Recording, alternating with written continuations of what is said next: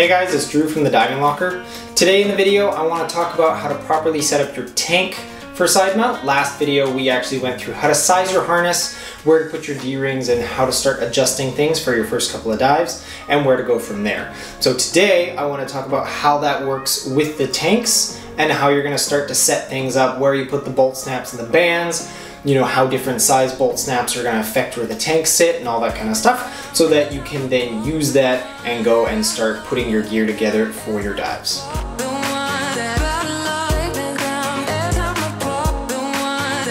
So we're going to start off with, I'm going to go with the right tank. You set them up the same way. The right tank just essentially has the bolt snap on the opposite side as the left tank, and you're going to have generally 2 hose retainers as opposed to 1. So when I'm setting up my tank, right, this is going to go my right hand side. What you're going to need is, you're going to need a tank band.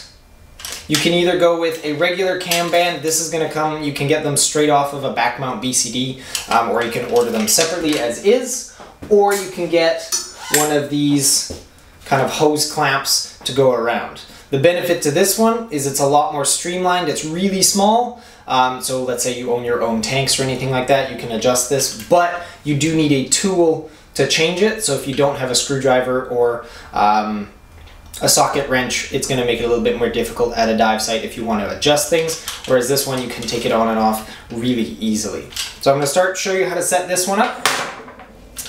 What you want is the cam band, and then you want a little weight stopper threaded on so that you can then put a bolt snap through it. So this is going to keep the bolt snap from sliding around accidentally once you have it on the tank. What we're going to do is open it up. So we've got a loop. And because this is going on my right hand side, I want the buckle of the cam band on the outside, so it's not getting in the way of what I'm doing on the inside here with my bolt snaps if I need to adjust anything. Then I've got my bolt snap. What we're going to have on this one is just a simple little loop of either paracord or nylon rope. So I'll show you how that works.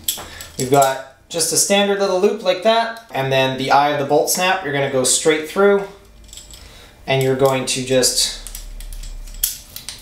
secure it on there like that. That's going to go through the loop you make with this. Now generally you want the bolt snap coming from underneath.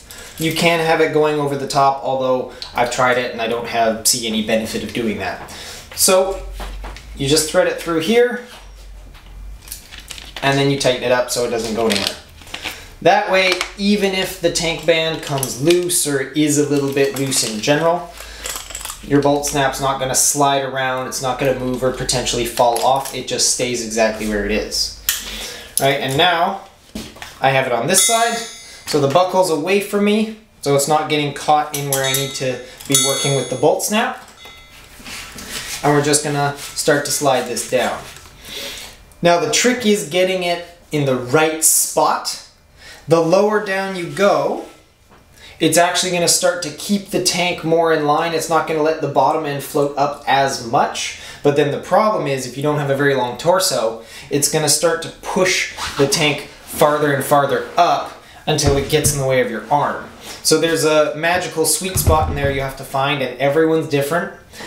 You want it just high up on the tank enough so that it connects to your bolt snap easily, and so that it sits where you want it to sit. You also want to consider where you put the bolt snap in relation to the tank valve. What most people do is they take the side of the valve and they just go straight down and then snug it down so it stays right there. Right? Super simple, but what happens is then, especially if you have a larger bolt snap, the tank moves quite a bit when it's attached to you. So it'll actually swing around and it's going to start to twist, and sometimes if it twists too much, that valve handle can get hard to grab. You want it a little bit more flush with your body and straight, which can be solved by moving the bolt snap just around. So if you want to start moving it, you can start with a nice even, so if you take 90-degree section here, so going straight out the back of the valve, and the post here, you go at kind of 45 degrees, so right in the center. That way the tank doesn't spin as much when you actually have it hooked on there. You see how the bolt snap only moves so far? So that way the tank can't spin once you have the bungee looped around it. So I have it set up more or less how I would want it. So if I go down and bend, and to see where I would actually want it sitting on a dive, this is pretty close to where I would want it, because then I can adjust the height with the bolt snap to be approximately where my D-ring is going to be sitting in line with my body. Then you're going to attach a little necklace so you can put your double ender on it and carry it around, or when you need to stow it at the end of the dive, it just sits right there. And then, depending on where you put this, is going to change a little bit where the bands of your tank go. So you always have at least one band on your tank. You typically have one band on your left-hand side, because usually you have a short hose attached to your regulator there. And then on your right-hand side, you're usually going to have two, because that's where the long hose goes. So you're going to have one tank band at the top. For me, because I have the tank band set higher, the second band is actually going to go below it, because the hose is going to go down longer. If you're a taller person or you like it down lower, depending on where you have the strap of your harness going, if it's down here more, then you can probably get away with having both of the retainer bands above your tank band. There we go. And they're the hose retainers. You can use either a rubber band like this, or you can use a piece of bungee. So it's 6mm bungee cord, so it's not too small and flexy where the hose is just going to be flopping around, your reg's going to fall out. And it goes over just like that. And you just tie it with a standard overhand knot like that. It's easy to grab, easy to pull.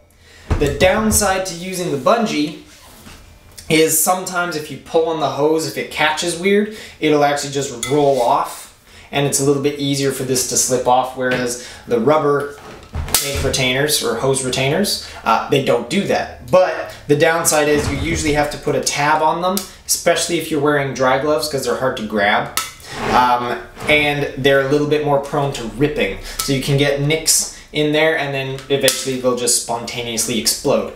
Whereas the bungee typically isn't going to do that. You're going to see little wear patterns, but it's going to be really obvious when they're about to go, and at that point you replace them before they do.